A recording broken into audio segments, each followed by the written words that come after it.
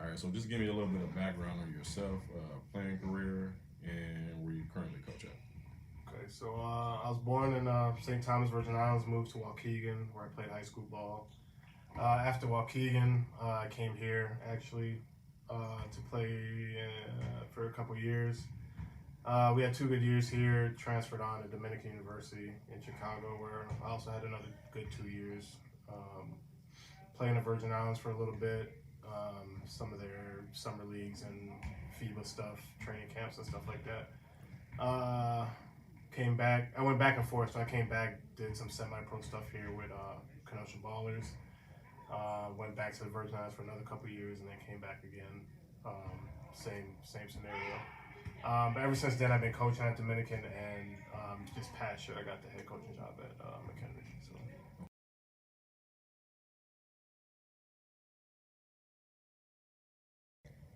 So next, what I want to attack, especially for college athletes, girlfriends and time management by itself as well.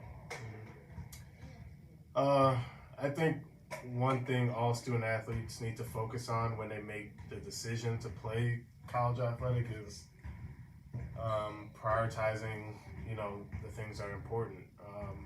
Not to say that girlfriends aren't important, or family, or friends, social life, all that stuff, but I think if you want to be successful as a student athlete, like academics is always number one. You gotta put time and effort into that. Mm-hmm. You gotta put time and effort into your craft, whatever sport you're playing, on and off the field, whether it's weight room or working out or on the court stuff with your team. Um, all those things are important. So if you want to be successful in those areas, um, if you take away from the time that it takes to be successful in that, it's going to be hard to be successful. You know what I mean? So Right. all that stuff is very important.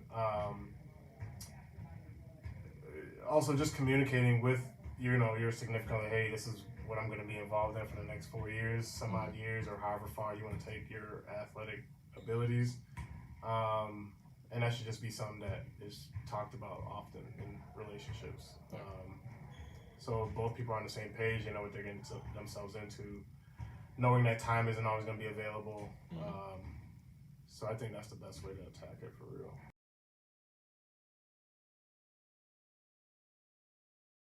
All right, what are some goals you think the youth should have in mind when they're pursuing their athletics career? Um, if you're playing AAU ball coming out of high school, I think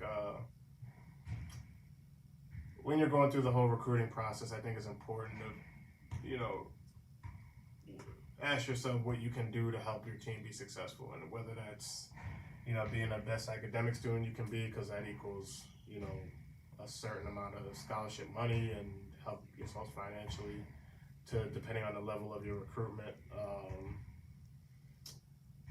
Also, just setting like individual goals for yourself, like baseline goals, like making a practice early every day, or being a top 2 in sprints, or anything like that. I think is important. Going to class every day, not missing the class, having perfect attendance, things like that are definitely important goals to have, because all those things translate to having success not only as a student athlete but in life. Keeping those things to the forefront of your mind. But yeah, it's always good to have individual goals, but I think a team goal should come first, because that's primarily what's going to help you reach those individual goals. Because focusing on it the other way around is very challenging, and you're setting yourself up for failure. You know what I mean? So I think those core foundational pieces are what guys should focus on. Yeah, definitely. Coming into making the decision to be a student athlete. Okay. Yeah. Because the other side of that, most people don't understand, is it's just going to take you down the road, and it's going to take you twice as long. Absolutely. To figure what you need to do. Absolutely.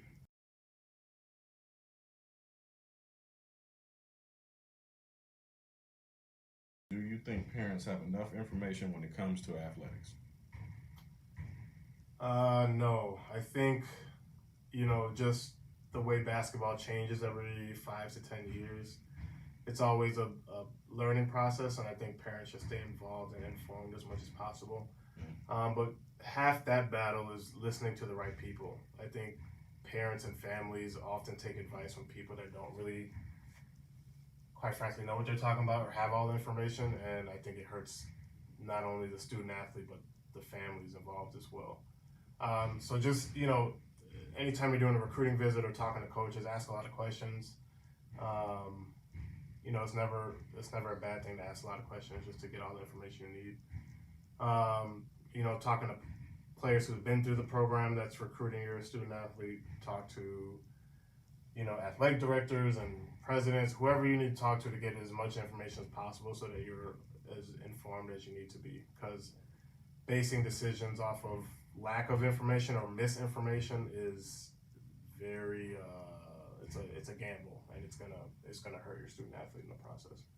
So just get as much information as possible from the right people.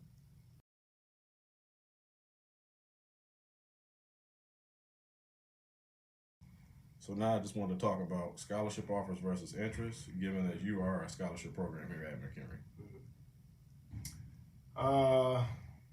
So again, I think this is a very layered question because not all schools are the same, not all divisions are the same, not all schools within said divisions are the same. So it's, again, it's asking questions.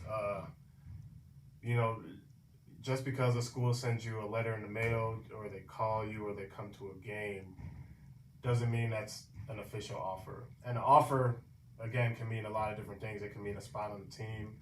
It could mean a partial scholarship. It could mean a full scholarship. It could mean preferred walk-on situation. Like, it could be, it's a wide range of things that an offer can mean.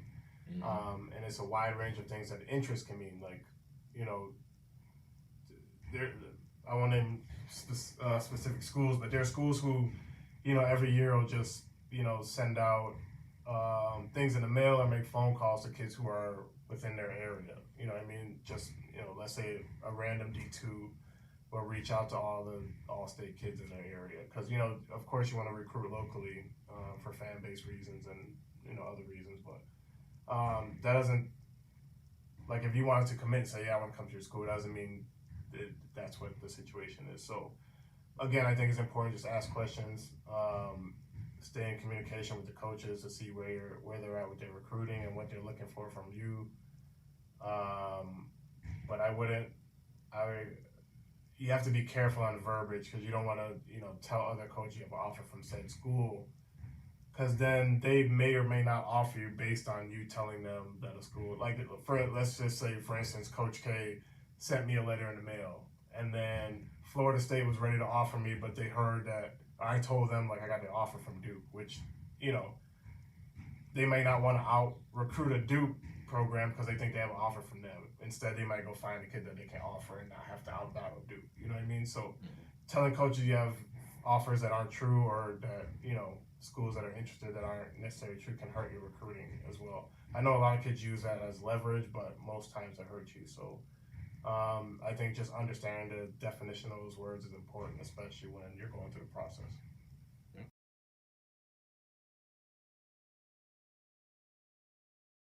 All right, change of pace here. What's your best basketball or athletic story? I'm very selective when I tell people this story, but I think it's important, for kids who came through the basketball ranks like I did. Like, I never really liked basketball. It wasn't my thing. My friends would always play, and I would play sometimes, but most times not. I would, find something else to do. But So one summer, my mom was like, hey, you got to get involved in something. And my friends were all playing in this camp at a YMCA, local YMCA. So I said, all right, I'll join with them and do that. So I did it, and this was before I got into basketball seriously. Wasn't very skilled. Understood the basics, but that was about it. And so towards the end of the camp, there was like a game, like an all-star game, and all, it was just competitive, and there were some girls in the camp, and there was a girl from our area named Lacey Simpson, who was a very good basketball player. One of the best players I've ever come out of Zion. Played at U of I believe played some pro ball as well. So towards the end of the camp, I matched up with her, and she's just wiping the floor with me. I couldn't guard her. I couldn't stop her from scoring. I couldn't score on her. And it was just an eye-opening because I like basketball enough to want to play and get better, but not enough to take it very serious. So I think that summer was a defining summer for me, because after that I was like, I gotta get better. I just, I don't like not feeling like I can do what I want on the court or be productive or, help my team win. So after that, I was in the gym every day, playing as much as possible, getting shots up, working my ball handling. And from there, my career kind of just took off the more I got into it and played against different caliber players. So, I tell the story very few and far between, but, she's a big reason why I, started taking basketball serious. Gotcha. Yeah.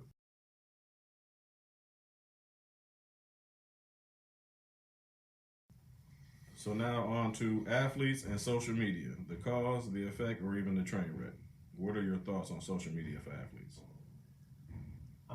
Social media should definitely be used as a tool to help student athletes with their situation, whether it's, for skill development or, building a network to reach out to coaches or, whatever the case, agents, teams overseas, whatever the case may be. But student athletes also need to understand that it's like their resume that's on display. So any pictures or things you're commenting on or retweeting or sharing is it's painting a picture of who you are. So if you wouldn't have those pictures on the shirt and wear it to work, then I wouldn't have it on there. If you wouldn't show it to your mom or your grandma, then don't have it on there. All else fails, just don't have anything on it that's even remotely questionable, because you don't want a coach to look you up and then see something that they don't like, and then that changes their opinion of you, or the fact that they may offer you a scholarship or that they may offer you a spot on their team if they don't like what they see on your social media. Regardless if you're involved in whatever the picture may say or do or whatever, doesn't matter. The fact that it's on your page and you're the one running your page is, I think coaches hold that to high value, especially when, they're trying to put together a team, build a foundation and a culture at their program that, they don't want to jeopardize bringing in anything that's questionable. So always treat your social media, as a resume and clean up anything that looks questionable. I would highly advise all student athletes to do that. I think another piece of that too is the music you use on your highlight tapes when you're sending out to coaches. It's always a gamble. Some coaches might not care. Some coaches might just mute the music anyway. But, there's some who will intentionally listen to the music to see, if it's vulgar or if they're talking about stuff that they don't want to bring into the program. And again, even if you're not involved in that type of stuff that's in the music, it's still a representation of yourself if you're going to have it on your highlight tape. So that's also a piece to it. Be selective. I would, if a student asked me to ask me, I would say, just do the music and edit it with no words. It's that's the easiest way to go about it. Or just have no music. Up to you. But I tried to say that to our guys once. Like, hey, if you just had the beat, we probably would let you play the song you want. Yeah, the instrumental just y'all gonna rap it anyway. Yeah, no words. It's your song. Like, be cool. Right. They don't hear that. I want to hear the word. Okay, put your AirPods in, bro. Yep.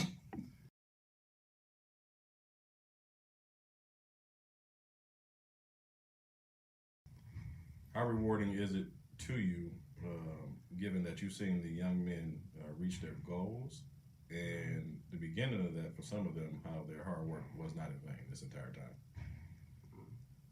Yeah, I think this is probably one of my favorite parts of basketball. The aspects of basketball is just helping student athletes, reach certain goals or get connected to schools. Because even right after I got done playing in college, I was helping a lot of players with their training and their skill development and helping them get connected to college coaches.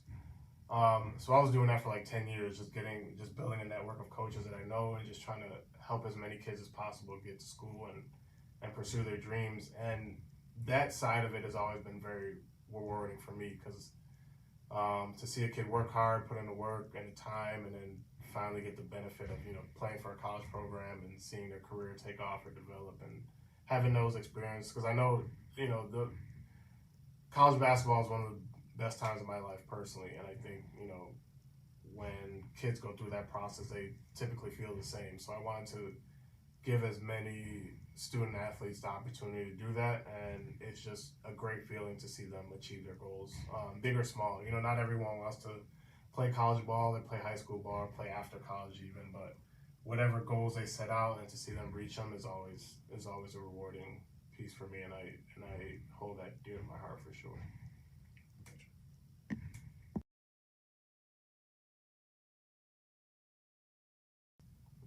In your opinion, how do we push the culture forward athletically? I think it starts with just more youth programs that focus more on the actual skill development piece than I don't want to knock AAU and traveling and doing the tournaments and all that, but I think there should be just as much skill development at the younger ages, because that's when you can really tap into information and learn things and really progress from it than learning certain things at a later age. Right. I think that's a huge piece, just more youth skill development, and also just the continuation of like expanding your way of thinking. I think some players, coaches, trainers, whoever, get stuck in the era that they're in, and then as basketball evolves, they don't really evolve with the sport. And I think that's what holds everyone that they're associated with back, because they're teaching the same things that are kind of outdated. And I'll still go to high school games and I'll see the biggest kid who may just be 6'3", 6'4", and they're sticking him in the post when he might be the most skilled player on the team. And, college coach will go see him and say, oh, he's just a post player, but not able to see everything he can do. So in high school sports too, not being so rigid in the way they play and just, developing kids for the college game. Same thing with college to the next level, whether it's JUCO or 4-year. Because I think, in all the foreign countries that, basketball is big and that's what's important to them, they develop skills from a young age. And then from a young age, they're playing at high levels because they have the skills to do so. They're not just out there running around throwing the ball at the rim. They're actually thinking the game in layers, the nuances, the intricacies of basketball. And I think the sooner you can learn that stuff, your game can really take off and develop. So, one, to youth sports, two, just expanding our way of thinking of how the game could be played.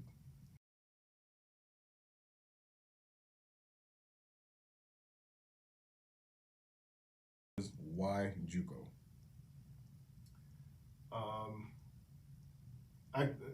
I think there's a lot of false narratives about all levels of basketball in different aspects, but I think JUCO, again, is the narrative around JUCO is so outdated nowadays.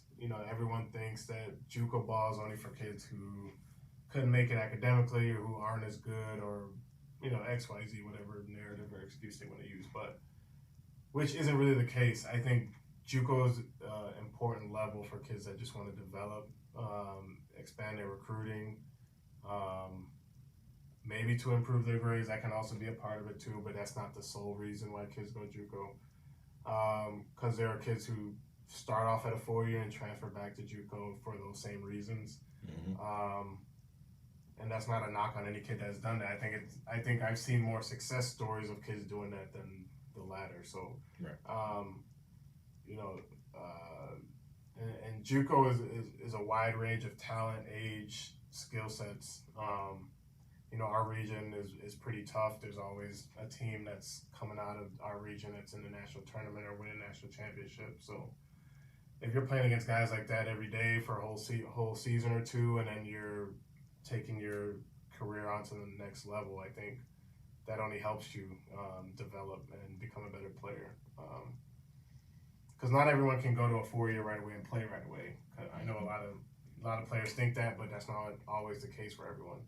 some guys are sitting and just learning and developing for 1, 2, 3 years, and their time doesn't come till later on. So you can kind of, push yourself forward, going to maybe your local JUCO or a JUCO in your region where you can play and develop and gain some exposure. And so when it's time for you to go to a 4-year, you're in a better position to produce and be in a rotation and go to a program that is going to utilize you rather than just have you on the roster.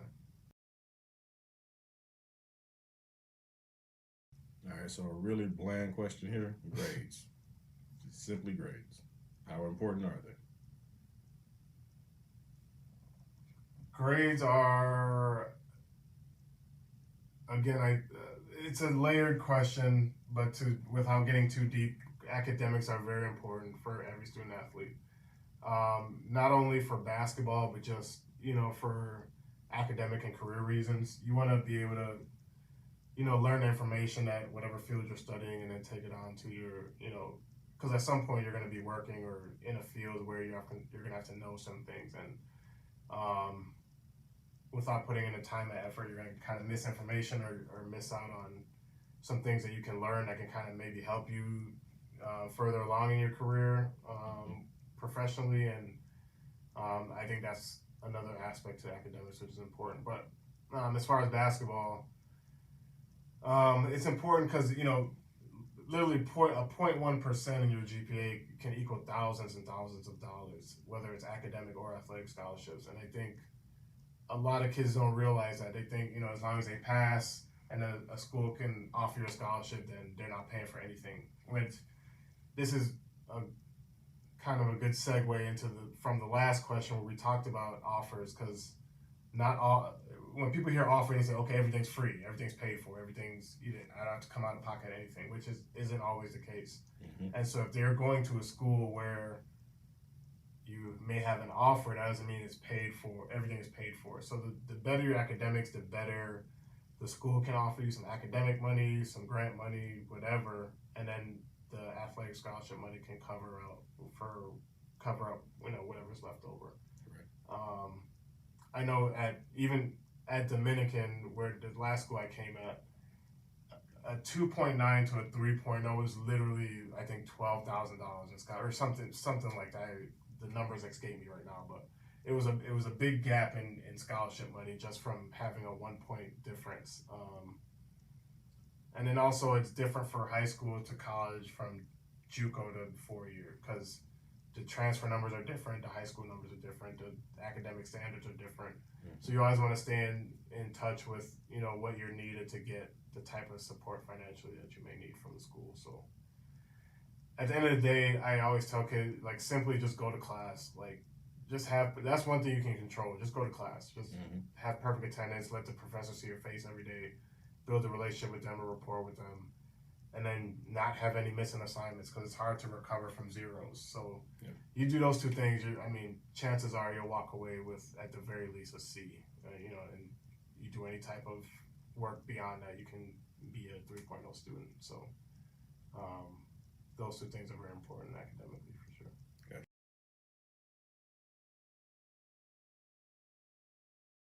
We got trophy time. Let everybody know where they can find you and where they can find the program that you coach at.